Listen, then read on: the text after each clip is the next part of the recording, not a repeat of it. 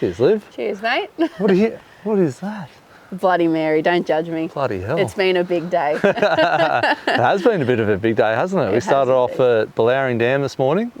Yeah, and now we're sitting by, I don't know if you can hear it, but on camera, but right there is the Snowy River. Yeah, that's pretty sick. Which is pretty nice. So we're on a little trip on the way down to the Melbourne 4-wheel drive show. Not sure if this will come out before or after the show, you know, so you have to wait and see.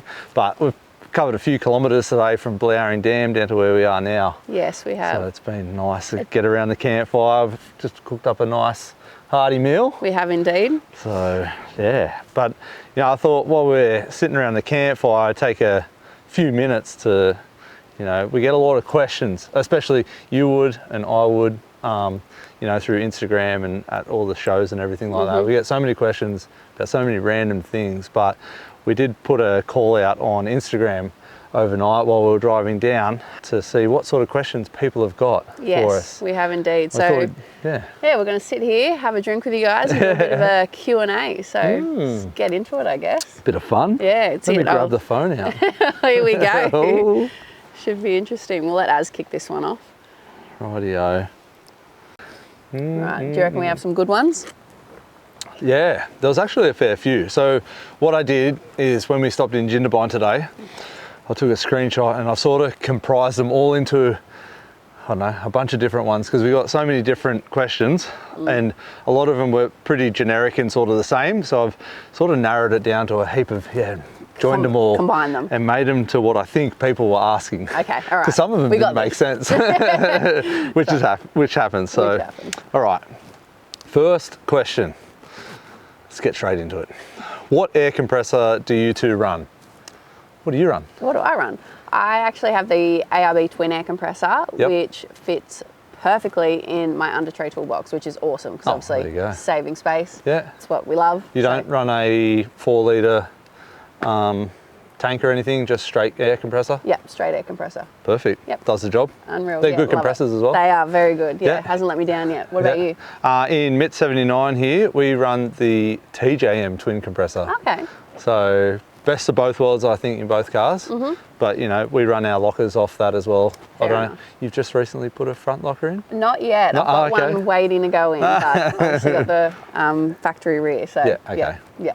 Right. Yeah. So that's we like. They're probably the two leading brands in compressors, I think. I think so as well, yeah. Never let us down. No, beautiful. All right, next one. All right, this is a good one. Why do you have the cars you have?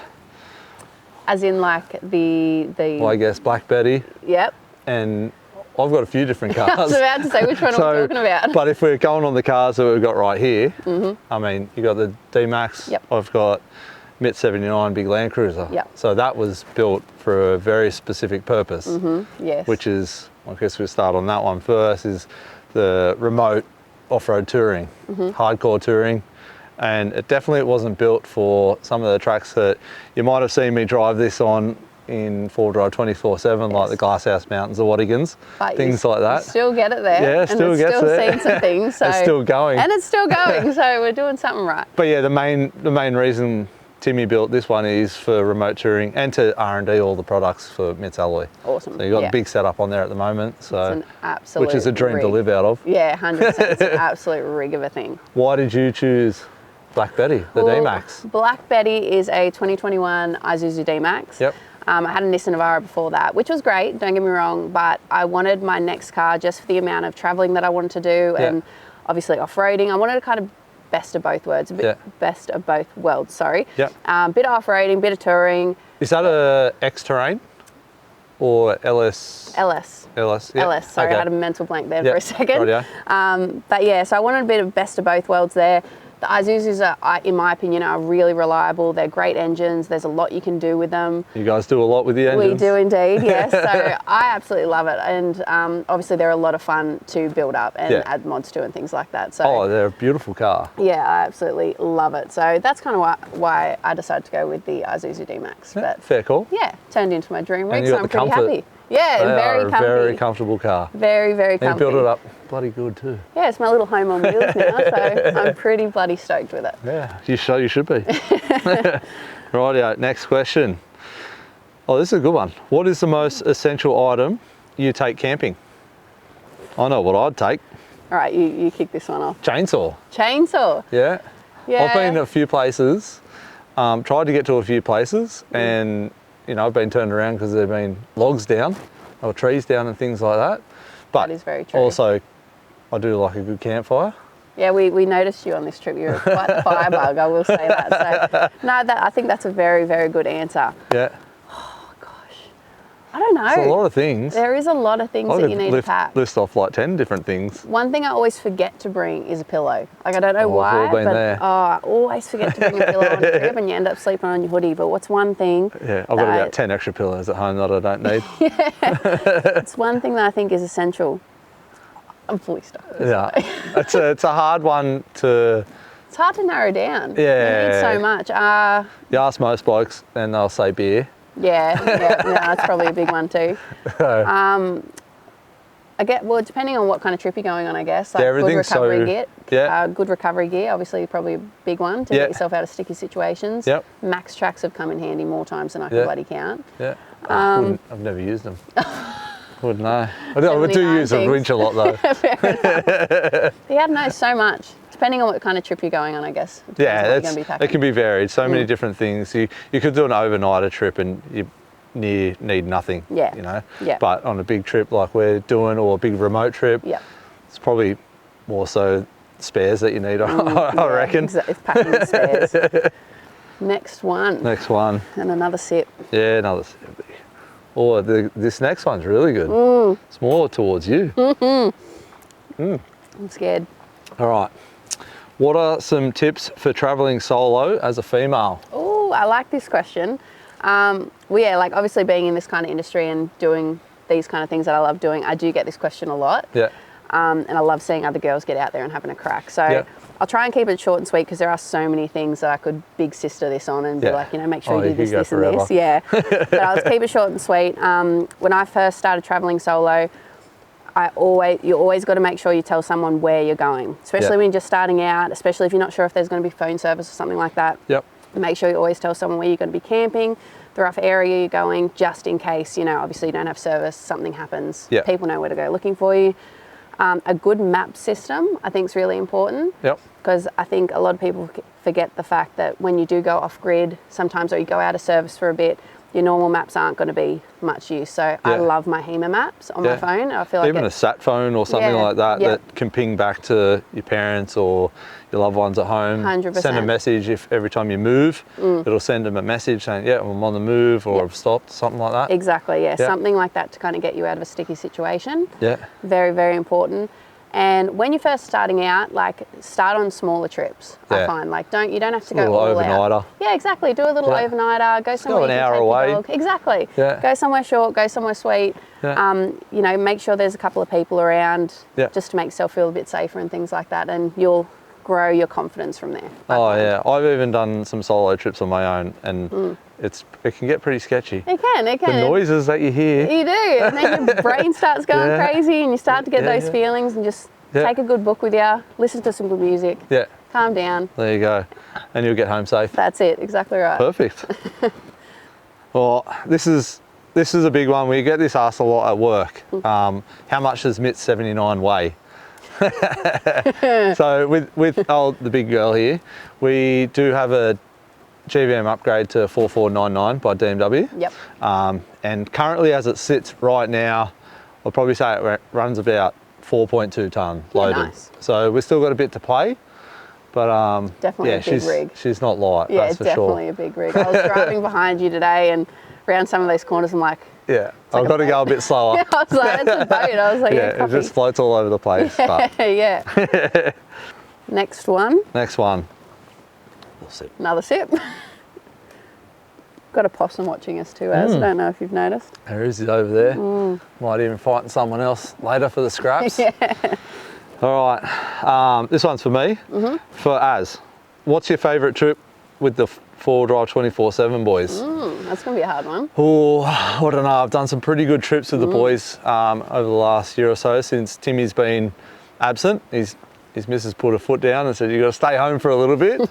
So, but now he's sort of come back and he's taken over again, which is cool to see him. So stay tuned. You'll see him over in the US with the boys. But probably my most memorable one to date would have to be the last trip I just went on, opening up the old telly up at Cape York. Those episodes were just that's something else. That's something you don't get to do every year or every day. That was incredible. Like once in a lifetime chance that was, I reckon. Yeah, I reckon so too. Like I've done Cape a couple of times, but I've never seen it the way obviously you guys did. Like that was just raw and insane. Full of water.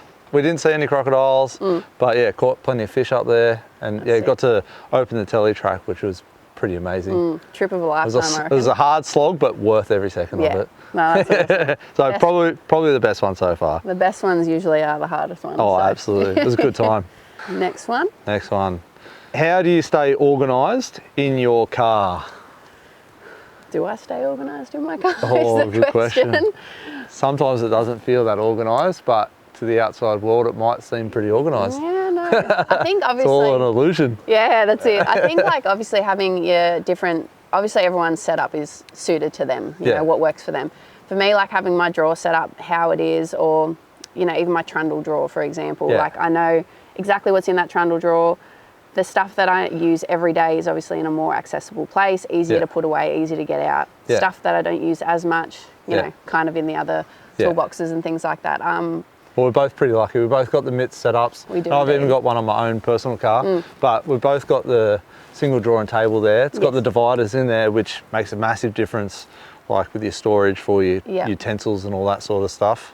I run some crash pad cases on top of there. I was about to say, those cases you can get for the drawers, so absolute lifesaver, I reckon. So there's plenty of those sort of storage solutions that fit in all the drawers, and dividers that you can make up yourself, like foam dividers and things like that. So you just got to be creative and make it work to your situation, I think.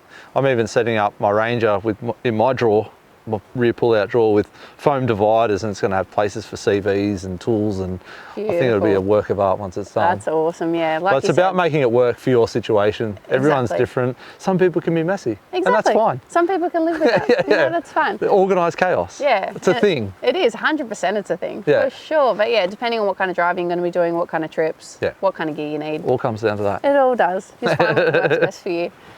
Perfect.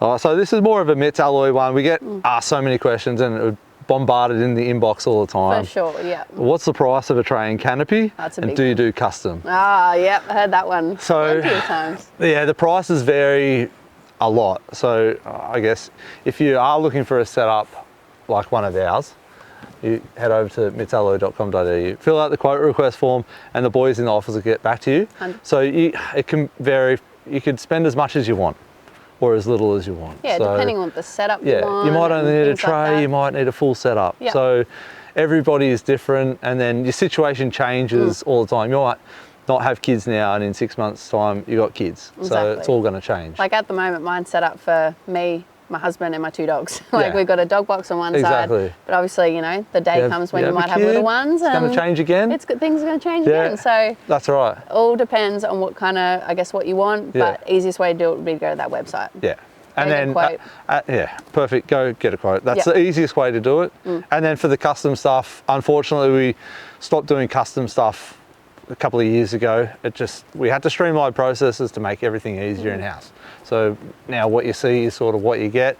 But the way we've set up our canopies with the MITS tray internally, you can customise it however you want. You don't have to add our drawers or tables in there. That's right. You can get creative and make whatever you want. Yeah. Make it fit. It's so versatile. Yeah. You can literally do whatever you want in there. Exactly. Like obviously there are a lot of great companies out there that will do your custom stuff and do it to exactly what you want, but... Yeah, we've even got companies that we recommend to people in-house, like outside of our company as well. But all we can ask for is if you can afford to, you know, buy Australian made and support Australian manufacturing, that's all we care about. 100%. As long as you're getting out there, doing your thing, it's all that matters. 100%. Yeah. Awesome. How are we going with these questions? Yum, yum, yum. Delicious. Oh, the questions. Yeah. Sorry, got distracted.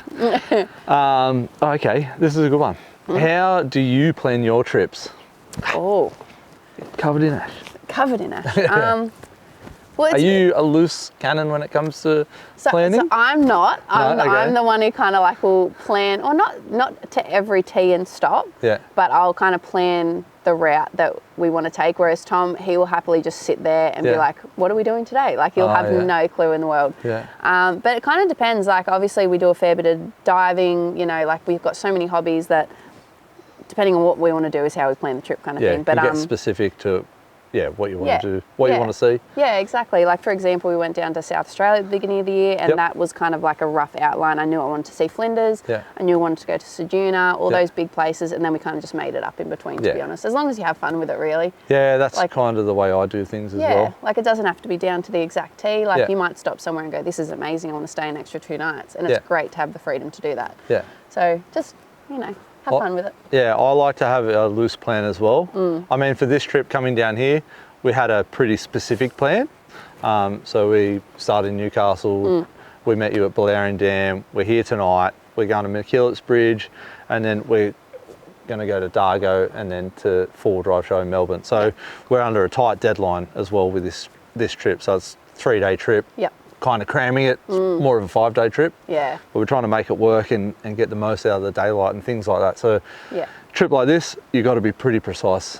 100%. We've even got hours that we want to leave from spots. We've been doing pretty well so far. I feel like we're, you know, so we're on time. We're on the timeline. Touch wood. Generally, like if I'm planning a weekend trip, it's like I just want to go here, and then I just wing it. See what happens from there. Yeah, they're the best trips. Yeah, that's so good. As long as you can be flexible with your plans, that's what makes the trips, I think. Yeah, I've spoken to people who have like tried to plan out every little thing, and by the end of it, they reckon it's ruined the trip for them. So I guess our advice is get disappointed in you haven't seen this, or we didn't make it to this in time. So probably get a few key points where you want to go see, and then just wing it from there. 100%, best way to do it, I reckon. That's what an adventure is. That's it. It's all about it.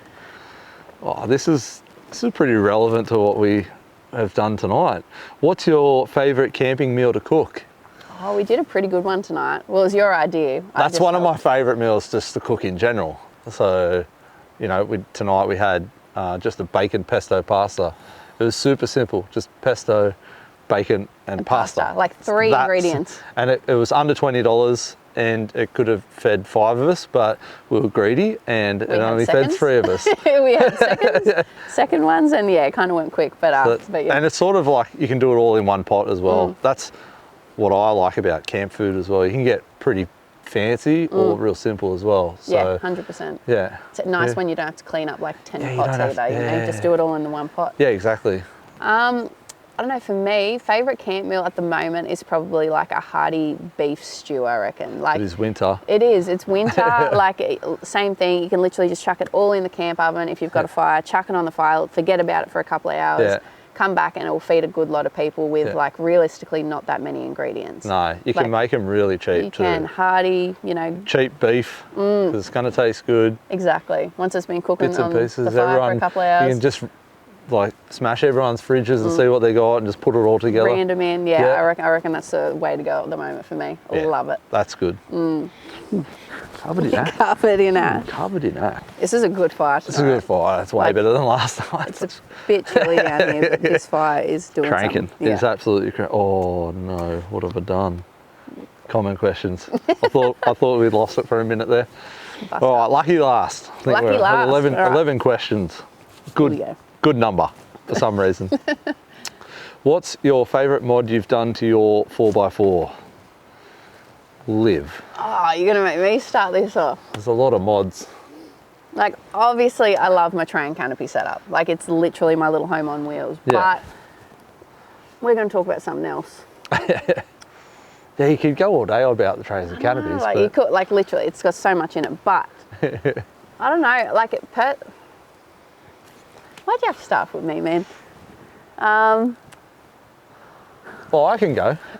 You can think about it. I'll think about it. My one's easy. One moment, please. Because I do like the hard wheeling. That's right, yep. So for me, especially in my own Ranger, putting the front locker in it changed the whole car dramatically.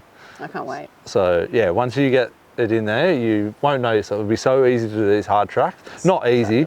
It'll make those. Assist. Yeah, it'll assist and make some really hard tracks actually really fun. That's awesome. So that's what transformed my whole full driving experience in my car. That's sick. Yeah.